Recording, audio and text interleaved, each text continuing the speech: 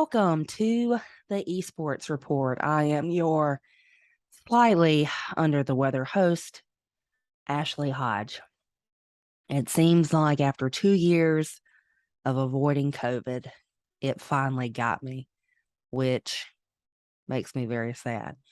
It has not been easy, but honestly, thanks to me being vaccinated and boosted and taking the COVID medicine, it's more like having a mild to moderate cold. So while I'm at home quarantining, because I don't want to get anybody infected, I thought I would make a important esports episode about the student athletic contract. Um, Now, what I have experienced in both of my programs is students, sometimes parents, sometimes admin, or maybe the community as a whole, not taking esports seriously. Especially students, they think, oh, we're playing video games. It's fun. It's a hobby. And while all of those things are true, the problem is this very cavalier behavior that they have, this laissez faire kind of, it's not really important, will actually harm you and your program throughout the season. So what I did to combat that is I actually made this right here, the Esports Student Athletic Contract. So essentially what it does is it outlines everything that I've encountered, potential problems that I've had over the years since I've started doing esports. And basically, it holds the students accountable and makes them realize that, hey, while video games are fun, while it is a hobby, esports is competitive video game playing, and we have to take it seriously. Esports should be treated like any other sport. I cannot imagine football players going to a football coach and saying, hey, I can't play in the big game Friday. I've got X, Y, or Z to do. The football coach would never put up with that. Therefore, esports coaches shouldn't have to either. There are many a times that I've had students just not show up and not let me know they're not showing up. So then I have to scramble for my subs, or we have to forfeit, and that's not fun for the other students. So I highly recommend you use something like this. If you want this contract in particular, you can always email me at the esportsreporths@gmail.com, and I will be more than happy to share a copy with you. So essentially, I update this every season. So this is for the 2022 season. And at the beginning, it says, your participation is dependent upon your willingness to work with me towards the goals below and live within the boundaries established in our student athletic code. The things below describe the areas of personal development to which I and the school are asking you to make a commitment for the upcoming season, Coach Hodge. Now, the school does have its own athletic code that is from GHSA, so they have to abide by that on top of this contract that they sign. So the very first thing I go over is communication. Now, I've removed this because I didn't want randos on the internet to have this information, but we do communicate through Discord. Now, unfortunately, my school has blocked Discord, so I can no longer use that at work to communicate with students. But if I'm at home and I'm in Discord and I'm playing a game on my own, and a student like has a question in our esports Discord, I'm more than happy to respond. I also use the Remind 101 app. I make all the students join that. So I send out reminders for each of the games and matches. And then I actually have a Google Classroom where I post all of our achievements, our video footage, any important announcements, guides to how to play games, links to professional players, professional teams, and links to like streamers and YouTubers who are far better at these games than I am. So the next section is sports dues. Unfortunately, esports does cost money. Play versus did just raise its price to 80 per player per season. It used to be 64. So I do make my students pay 30 for each season. That is actually a little steep, especially if you're in a Title I school. But I think by one, it's hard for me to fund my own program in a smaller town because a lot of the sponsors are already sponsoring other sports. But if the students have to pay for the season, they have an investment. So they're more likely to actually come and participate and not just not show up. Now, I will say I've had students pay and then they just don't show up. So having them pay helps pay the dues, and it also gives them skin in the game. They're invested. So dues for me, they help cover the cost of participating in the season. And then at the end of the school year, I have an awards banquet. I do post that on my school YouTube channel. I can start posting it on the Esports Report YouTube channel once I get parent and student permission, just so you can see how that goes. But basically, with the Esports banquet, what we do is we set up a really nice backdrop with our school logo. I order awards from Crown Awards because that's the cheapest place for me to go. We have pizza and drinks. We invite the students, we invite the parents, and I give out awards. Now, when I give out awards, I do make sure that every student gets something. That might be an unpopular opinion among some educators, but I don't mind doing that. Every student gets a medal that hangs around their neck, and then I'll have trophies for like MVP of Rocket League, MVP of Super Smash, and that's how I do my awards. Now, the next section, the disciplinary actions. These are things that I have actually encountered with students, and so I decided to make a list of things that are not acceptable so students know. So it says, if the coaches have to address the issues below more than twice, the offending student or students will be removed from the program for the rest of the season. And yes, I know that may hurt the team that student is playing on, but you have to really show students that there are just some behaviors that aren't acceptable, no matter if it's in a sport or in a classroom. And yes, it's detrimental to my program. But the most important thing for me as a coach is to teach students how to behave responsibly and respectably in the esports community, especially towards women or minorities or LGBTQ plus students. That's very important to me, that I want to help my students become the very best people they can be, to treat others with respect, and to understand that, yeah, you might be the best player on your team, but if you're toxic, if you're hurting others, then to me, that's not worth it. That's not worth keeping you. So the very first thing I encountered with running both of my programs is students just wouldn't come to practice. A lot of these games that we play are team based. And what they would do is they would tell me, well, I play it at home, so I shouldn't have to physically come to school and practice. And here's the problem. When you're physically at school, you're practicing with your team. You can be the best League of Legends player or Rocket League player, but if you don't know how to play with a team on match day, you're not going to be able to do diddly squat. So one of my rules is, if a student athlete does not show up to practice 2 times total, they are removed completely from the program. A student who misses practices are required to provide a written excuse signed by a parent or another coach. The coaches will determine if the excuse is accepted or rejected. So I do have students who have, doctors appointments or things come up after school, and that's perfectly fine. My only request is this next bullet right here, is if they miss practice, they need to let me know before they miss practice, especially if it's a game day. Like, I will work with them if they talk to me ahead of time. But if they just don't show up and they haven't contacted me and I don't know what's going on, then, that's a problem. I have had students who just have not shown up, and that's not acceptable. Disrupting others at practice. This was an ongoing problem, not necessarily in my new program, but in my larger program. I would have students who would get bored practicing the game that they were trying to be competitive at. And so what they would do is they would get up and start bothering other people and interrupting their practice. So if a student disrupts or distracts others at practice, and I have to address it more than 2 times, the student's removed from the program, and I will determine what is a disruption or distraction on an individual basis. Leaving the practice area, this isn't so much a problem at my new program as it was in my old program. My old program, we had 4 esports labs that I ran by myself with about 60 kids starting out. I think we got up to 140, and that's a lot of kids for one person to keep up with.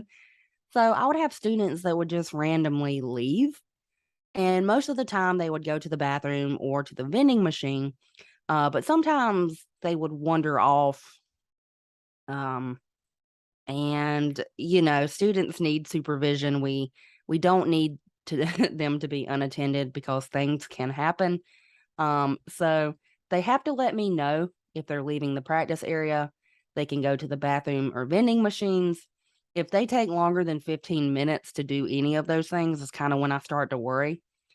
And then, if students are sneaking off, they'll be removed from the program because my focus should be on the kids in the room practicing. I really shouldn't have to worry about people doing things they shouldn't be doing in the hallways or whatnot. Toxic behavior is a big one. This is very, very important to me. Esports, the video game industry, is particularly toxic, especially towards women, minorities, and LGBTQ plus. So it's important to me that we address these behaviors as coaches as quickly as we can. So toxic behavior, um, there's a lot of ways you can define what it is. Sometimes students get mad and they will intentionally throw a match. That's toxic. Not working with your team, that's toxic. Cursing at the coaches, the game teammates, that's toxic. Being rude, saying sexist, misogynistic, or homophobic things. Basically, you're just being a jerk for no reason. And competitive play brings us out in anybody sometimes, like no matter if it's football, baseball, esports. But as coaches, we should try to curb this and put a stop to it so we don't end up with adult gamers who are feeding into the toxic behavior that we see in popular communities. Not listening to coaches. I actually have had students who have joined esports and then refused to listen to me when I try to coach them. If you're not coachable, I can't help you. So if I get a student like that, I just immediately remove them from the program. Not being picked up on time. This was pretty severe at my old program, not necessarily the smaller one that I work at now. And I don't want you to think that I'm being rude because I know students who can't drive, they are relying on other people to come and pick them up. But here's the thing. After a long day of teaching and coaching esports, when I'm ready to go, I'm ready to go. Okay? I have things that I also have to do after work, and one of them does not involve waiting 2 hours for somebody to come and pick up their student. I have had that happen. I did have to call the police one time because I couldn't get in touch with the guardian. The student couldn't get in touch with the guardian, and I had to go. So with this, I say students should be picked up within a reasonable time frame. Coaches want students to be picked up within 30 minutes. Practice ends at 5. Students should be picked up by 5:30. That has not been a problem at my new program, but at my old program, there was one time that I was waiting until like 8 p.m. And I'm sorry, but that's ridiculous. And I eventually I had to remove that student. And no, it's not fair to the student, but it's not fair to me either to have to wait 3 hours for somebody to come pick them up. So reliable source of transportation is important. Student behavior issues. Basically, if a student gets put in school suspension, or they are suspended from school, or they get a referral, or they get an email, the first time it happens, I'm going to ban them from practice for a week. And you might be thinking, well, that's super harsh. But you shouldn't be misbehaving in other people's classes. You shouldn't be getting ISS. You shouldn't be getting OSS. That is a very serious offense. So I want my students, my athletes, to act properly in class and not cause problems. The second time it happens, they're banned from practice for 2 weeks and they cannot play in ranked matches. The third time it happens, they're removed from the esports program. So yeah, you might be thinking, that's harsh. I don't want to do that. And that's perfectly fine. You can adjust your contract to say whatever you want it to. But I need my student athletes to act the right way, to be respectful, to be responsible for their actions. And that is what I try to instill. I've actually never had this come up in either one of my programs. My students, once they realized I was super serious about this, they didn't get ISS, they didn't get OSS. Teachers were actually emailing me and telling me how much of an improvement they saw in student behavior. Now, there were times when I did go to a classroom as a coach and I sat in that classroom to back that teacher up that needed me with one of my students. And once the students kind of realized, oh, I physically would come down there and check on them and make sure they were doing the right thing, behavior kind of stopped. School academic issues. So for me, academics come first. You must be passing all your classes to be eligible. If a student teacher calls me or one of my assistant coaches about academic issues, or you start failing the class, then you got to do the following. And what I had my school do is they actually created a separate class for me, and all of my esports students are in that class. So that gives me access to their grades. So I can periodically check their grades, which I do once a week. And once I see that they start failing something, I don't let them practice. If they come to me during practice, I send them to the class that they're failing and I make them do work. Any kind of makeup work or any kind of review or remediation that they need so they can get back on track. So the first time I make them go to that teacher for tutoring and bring me back a note. The second time they're banned from practice for a week. So they'll still come, but they won't be playing esports. They'll be doing work for those classes that they're failing. And then the third time I remove them from the esports program. School attendance issues. I know with the COVID pandemic, attendance kind of went out the window for a couple of years. But I would have students who just wouldn't come to school and then they would show up at esports practice thinking, well, this is fine. That's not fine. That's not okay. They can't miss an entire day of school and then show up for practice. They must attend school. If they're absent from school all day, they can't come to esports practice. They can't come to rank matches. If you miss too many days, you will have to make them all up and make up your missing work before coming to esports practice. So yeah, I'm trying to stress the importance that grades are important, behavior is important, attendance is important. All of that comes first before they ever play esports with me. And I really think all coaches should push that. Now, I did have this happen, quitting esports early or mid-season for another sport or activity. So I do let my esports students participate in other sports or activities. I don't want to limit them with their high school experience. But the agreement is if they join esports, they have to be there on that day for those games. If they're playing a team-based game, they have to be at practice. So when they sign that contract, they agree to compete for the entire season. It's not fair for your team if you quit mid-season or early because you have another sport coming up. If you quit esports mid-season for anything that is not an emergency, you will not be allowed into the program for a full year. And I actually did have that happen right before playoffs. I had a League of Legends team that was doing really, really, really good. We actually had a chance at state that year. And then I had a kid quit because they had another sport coming up. And I was like, dude, that's not acceptable. You can't just quit. You're about to be in playoffs with your team. So that student quit. They ruined the esports experience for their team. We actually ended up having to forfeit a bunch of our matches. And obviously we didn't make it into playoffs or state. So it was disappointing to me. It was disappointing to the students of that team. So that's a big one.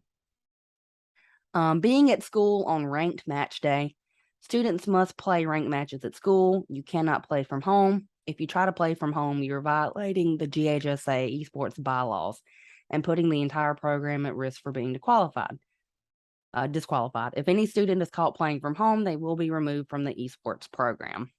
Yes, GHSA bylaws insist that we play from school.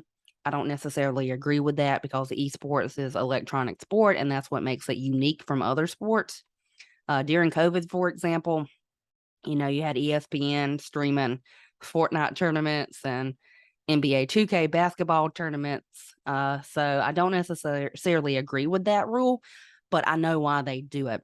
You don't want to allow a student to play from home and then it not be that student playing.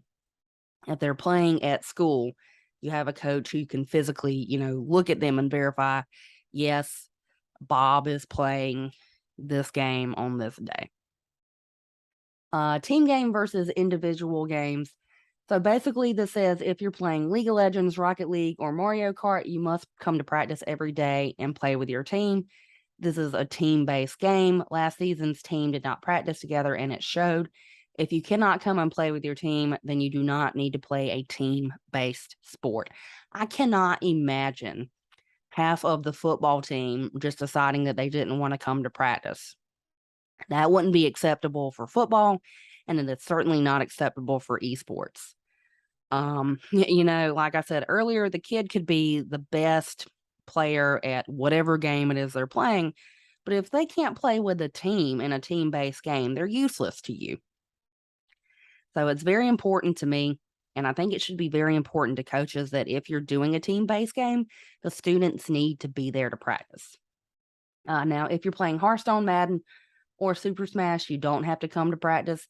Those are actually not team-based games, they're individual. So the only reason they have to show up is for ranked matches. But I still had students who played those games who showed up to school, which I'm perfectly fine with. So next I have the schedule. So important dates. This is copied straight from the Play Versus website. You have enrollment.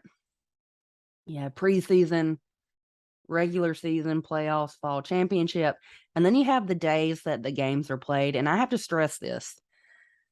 If you have students who want to play League of Legends, for example, those ranked games are on Tuesday. If a student signs up and they're like, I can't play Tuesday, can we schedule it to Wednesday? You don't need to accept that student.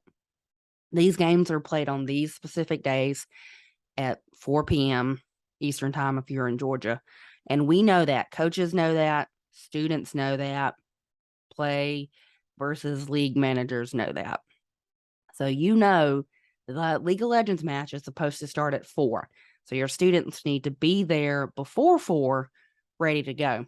Because what happens is if you wait too long and 4:31 rolls around and your students are finally getting in, they've already forfeited that match. You get 30 minutes of leeway if you have technical issues or a student is late, but try to be respectful of other coaches and other teams. Like, you should be there ready to go unless there's some kind of crazy technical problem happening. So Tuesday is League of Legends and Splatoon 3. Wednesday is Super Smash Bros. Ultimate. Thursday, there are a lot of games on Thursday, and I don't necessarily like this. I think they should be more spread out because I do have kids who want to play Rocket League and Mario Kart 8, but they can't because both of those games start at Thursday at 4. Now, I'm not suggesting that we move any of them to Friday because I don't want to stay late on a Friday, but maybe we could move some of these to Monday. But anyway, Thursday you have Rocket League, Madden, Mario Kart Deluxe, and Hearthstone. And then they are offering NBA 2K23. But that schedule for that's a little weird because the game hasn't actually come out yet. I think it's going to come out mid-September. So they have their own schedule for that.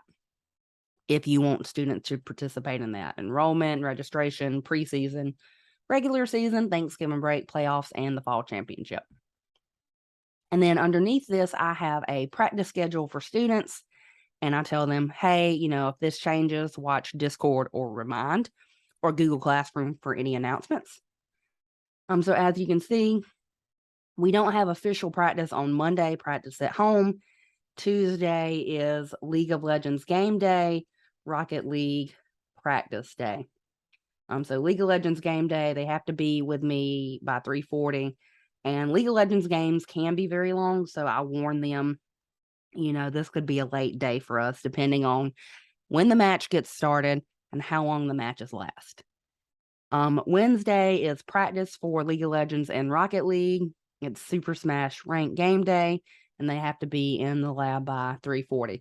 So basically what I do on a ranked game day, I get that team set up first, and then all my other teams can show up to practice. Thursday, it's Rocket League, Madden, Mario Kart game day. They have to be in the lab. I actually don't have League of Legends practice on Thursday because I don't have a room. With all those games going on at once, I just don't have room for extra students. And then Friday, it's practice from home. Saturday, practice from home. And then down here we have my signature below indicates my commitment to the above and my willingness to live within the boundaries established by our school's athletic code and accept the logical consequences for violations. So the student signs it, the parent signs it, and then they date it. And I keep these on file. So that is my student athletic contract. You may think some of these punishments are harsh, but again, I'm trying to establish that my program is a serious program and it should be treated like any other sport. I hold these student athletes to high expectations and they should meet them. They should know how to behave in class. They should come to school and they should work together as a team if they're playing a team-based sport. So I hope this has been helpful. Again, if you would like me to send this copy to you, please feel free to reach out at the high school esports report hs@gmail.com. I look forward to the start of the 2022 season. I hope everybody stays safe out there, and I hope you found this information helpful. I hope you have a good day, and I'll see you later. Bye.